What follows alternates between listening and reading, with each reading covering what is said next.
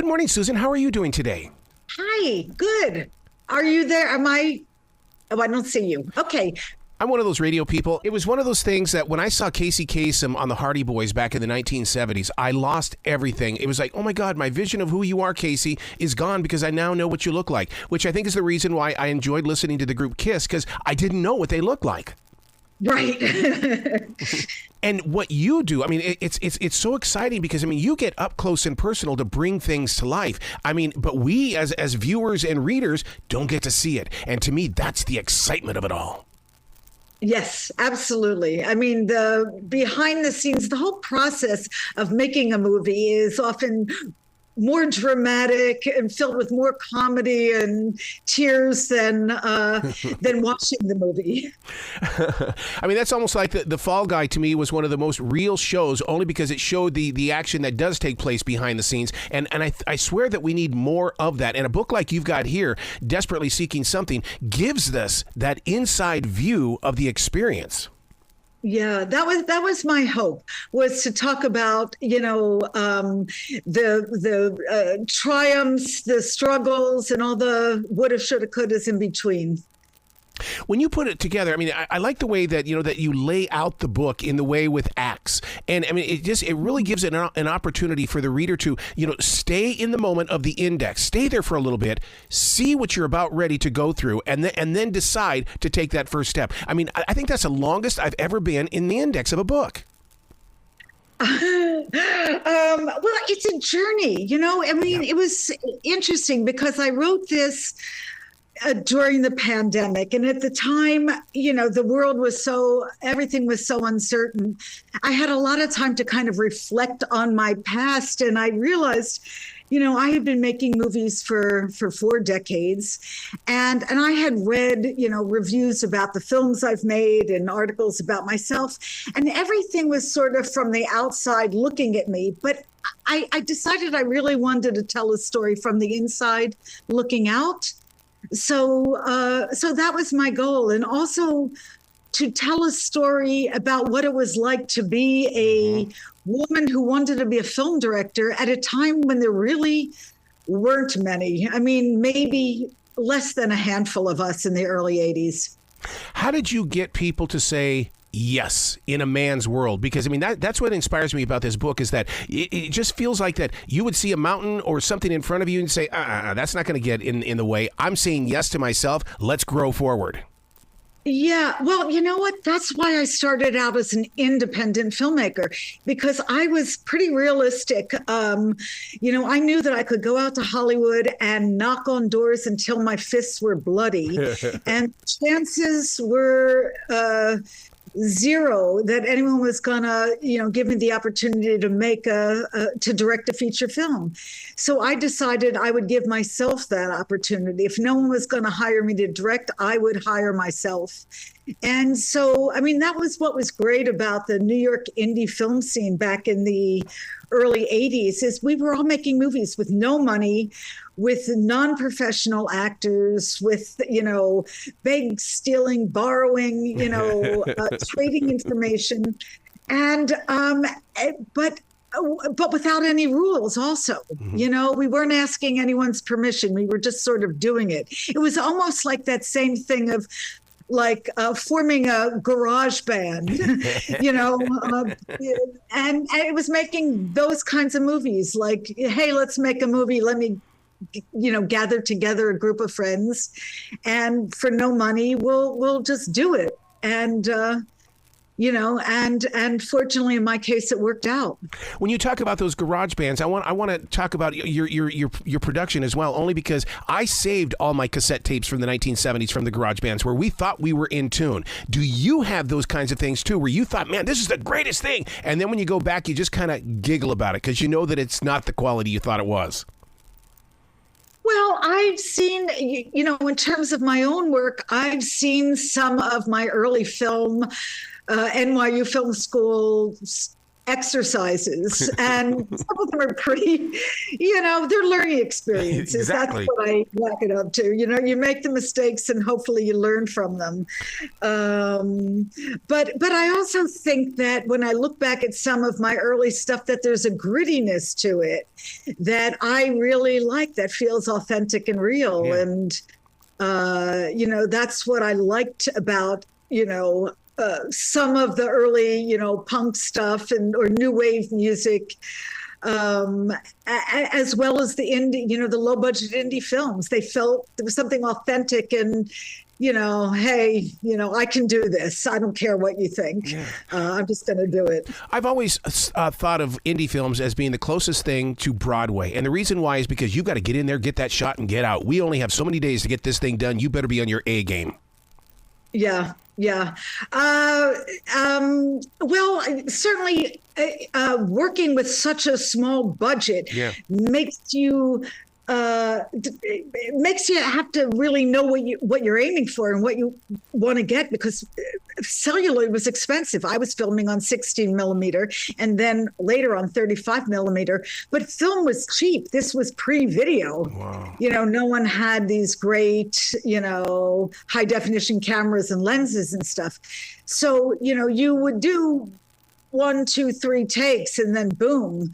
Also we were filming out on the streets. So to some extent, whatever happened in the background, you let happen. If people were looking in the camera, if they, if there was suddenly airplanes flying overhead, you just went with it. And there's something kind of wonderful and raw about all that too. Your book is filled with some of the most amazing quotes, like Rita Mae Brown. The reward of conformity is that everyone likes you but yourself. Oh my God, we've all been there, but to be so honest with yourself with a quote like this.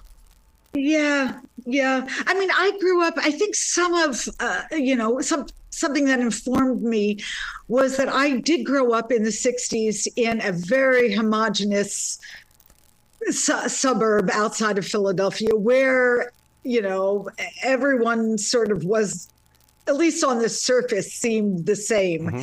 And although that was, a very safe environment to grow up in, I kind of felt a little bit like an outsider. So I would look at, the big nearby city that, with the bright lights was New York. So I would always kind of look at that and thought, wouldn't it be interesting to one day get there and, see what life is like there? Because that's where all the cool, interesting people are at. All the cool, interesting people that leave their small town and, are looking for something else. So that idea of desperately seeking something has been a theme that resonated with me from a young teenager on. Was it tough to be so transparent inside the pages? And because it's as we write it, it's like, okay, this is our experiences. We grow from it. But to present it now to us as the reader, when you go into a new home and the entire family walks into the shower, that's like, oh my God, that is such a beautiful moment.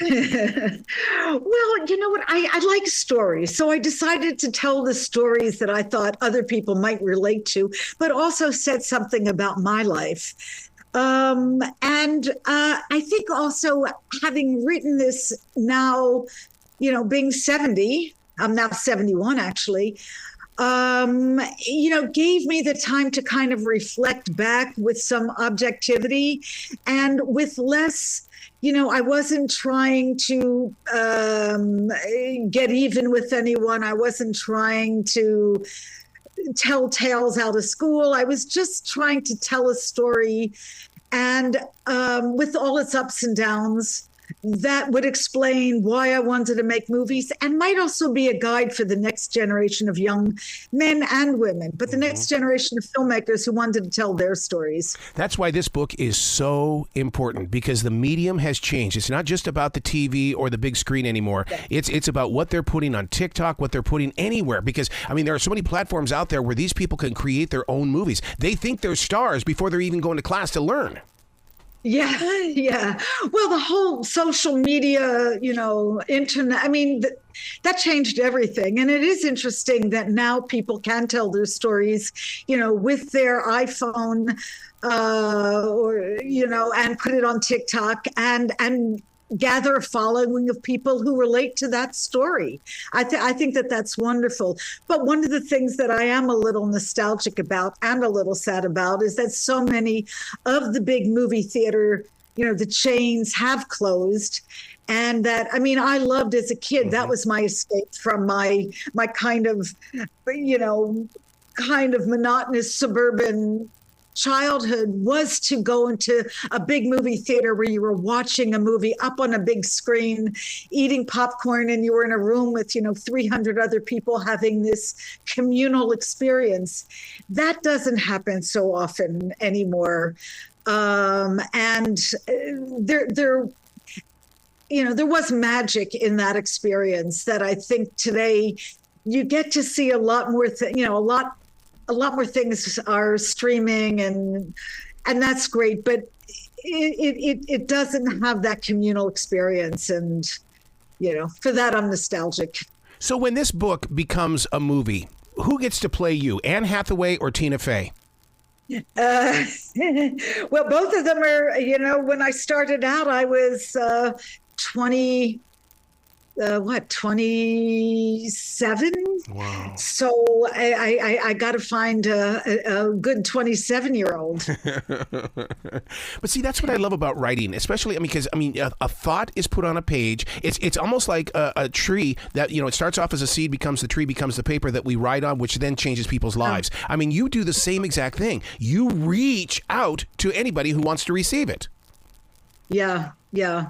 That is, again, it goes back to storytelling. And if you're a storyteller, you can put it in a song, you can put it in a book, a TikTok video, or whatever. It's the need to kind of, I think it's the need to kind of say, maybe it's the need to say, I exist, I'm here, here's my story, and hopefully you'll relate to it on some level.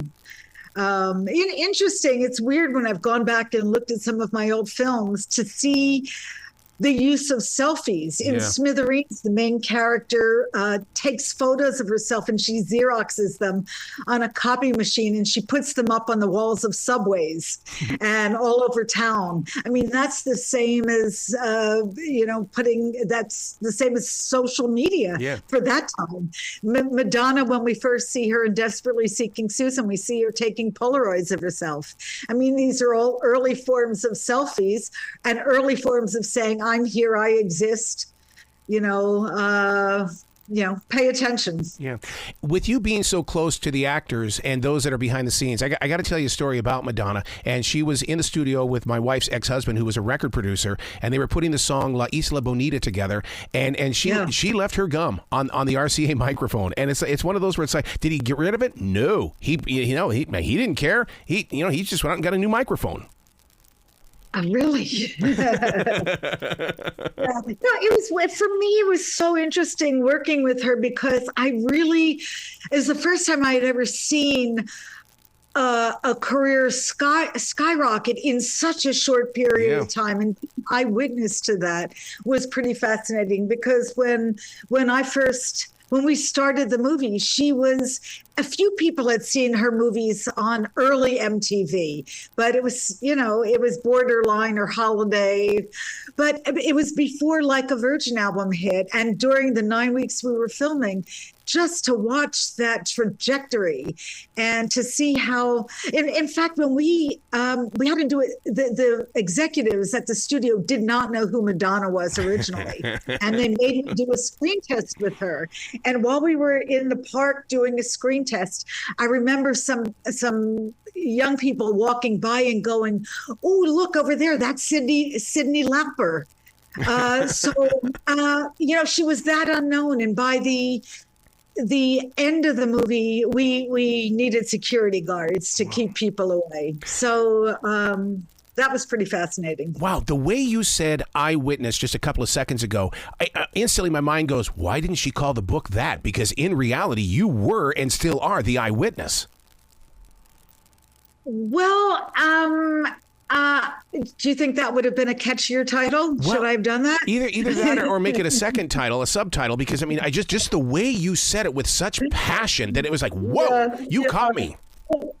maybe that'll be the sequel. Thank you for planting that seed. Were you listening to music while you were putting this together? And the reason why is because there is a melody to the way that you put those words into those paragraphs.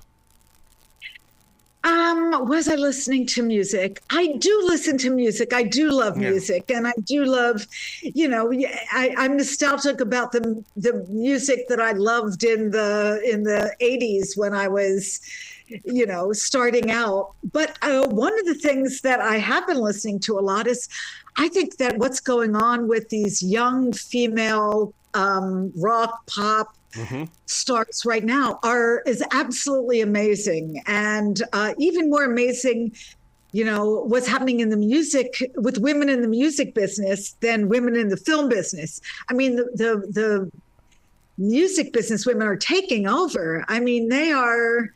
It's just amazing, the power and the talent and the way they're controlling their own careers. Yes. It's pretty interesting. Somehow, some way, you've got to get a hold of Becky Bordeaux from the group Dystopika, because, yesterday when I was talking with her, she reminded me so much of Deborah Harry and in control of that band. Oh, my God. Yeah. And the music, in her album is out, and it's just so, I'm so glad that you brought that up about women in music, because you're right. They're taking over.